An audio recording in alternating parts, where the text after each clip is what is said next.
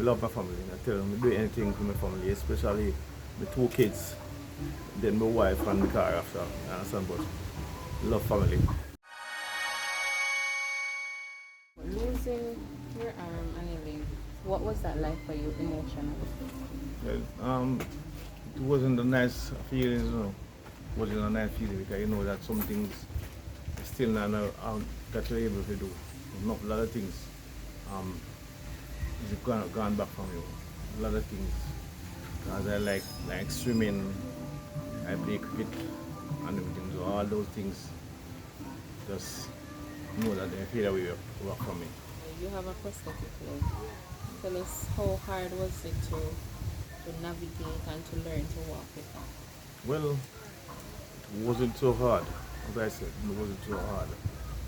Right? Because when they I go to the mono rehab to fit it. And after they fit it, then give you some artificial one to try and put it between two bars.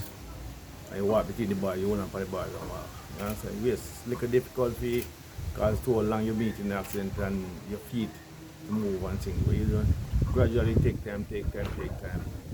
And when I go at the second time now, I realize I start to do better. And so the third time we're going to then hand it over to me. And say, alright, because then we start walk, you know. And even when we come out and some man going around with family and friends, no people even realize lose it because, you know, just come back natural to me. Tell us about the passion that you have now for this kind of business.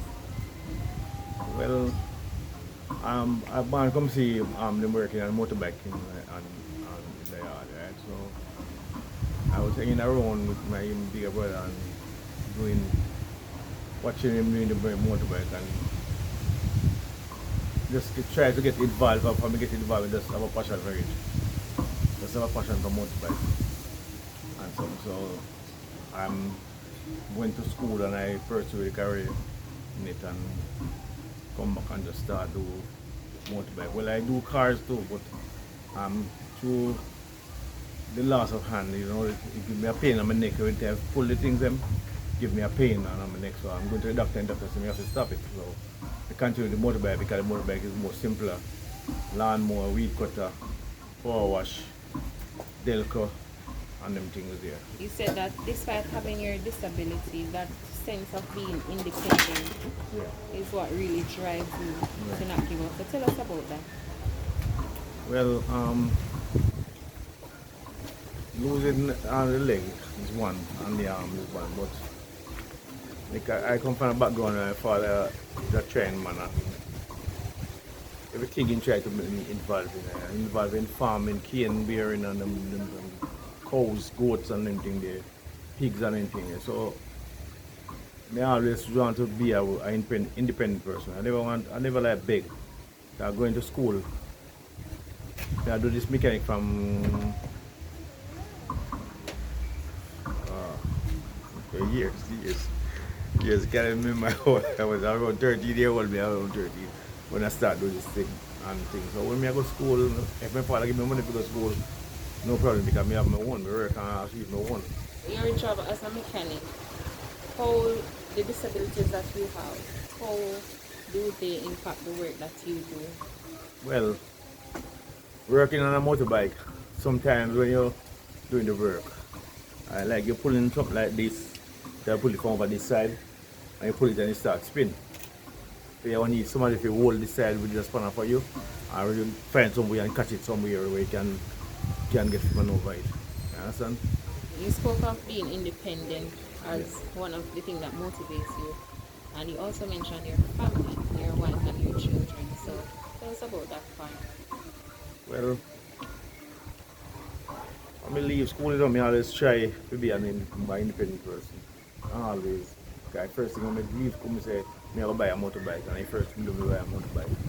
You understand? And I was always thinking of getting a family, having a family on my own. You understand? So, gradually I work towards whatever. And I'm a guy who usually sport a lot. And everything, they work, rent car, holiday time, go drive up and down and them look at things. But after that time, just say, You know, your money just a go down because your friends them are sitting there just enjoy what you do, and after a time you find out say things get, you know. So after me get my family now, and start do some more savings now and put towards certain things. 50 year and say, alright, me have a family, need a house, me need this, me need that, me need that. Well, I don't buy the land, but my father died, left this land, and you know, he said anybody want to build. So I'm the first one come and build up here. I love my family. I tell them I do anything for my family, especially the 2 kids, then my wife and the car after. You understand? But love family. So your husband said that family Yeah. is a part of what motivates him amid the disability. So tell us what kind of person he is. He's very ambitious. He's very straightforward. He's also a person who whatever he wanted, he don't allow anything to get him distracted by it. So when you met, did you think that, you know, this might deter him in any way? Yes, it happened, and I must say, friends. When you have friends and family, mainly my family, kind of against me for, being with him. However, I did not allow that to stop the relationship Can you say why they were against it? because they said I should not choose somebody with a disability. However, my input to that was, if I was in his situation, I would want somebody to be with me and accept me for who I am. Being with somebody, it's about who makes you feel comfortable. The person had to be able to, for you to communicate with them. And once you find that, you can work. It can work. The relationship can work. Because it's not about what person say. Remember, you're gonna live with this person. So it's sometimes it may be a hard choice to make, but you have to have a mindset that this is what I wanted. Comes what may, or what somebody may say, this is what I wanted. Tell us about the kind of support that you offer when he's doing his mechanical work. Okay. When he works for company, I had to be there to pass his tools, sometimes pull stuff for him. And I have to do his bills. And if he's working here, it's either me or his son, or we would call in somebody to help him. The problem he have, somebody come in and help him. They don't normally know the tools, they don't know.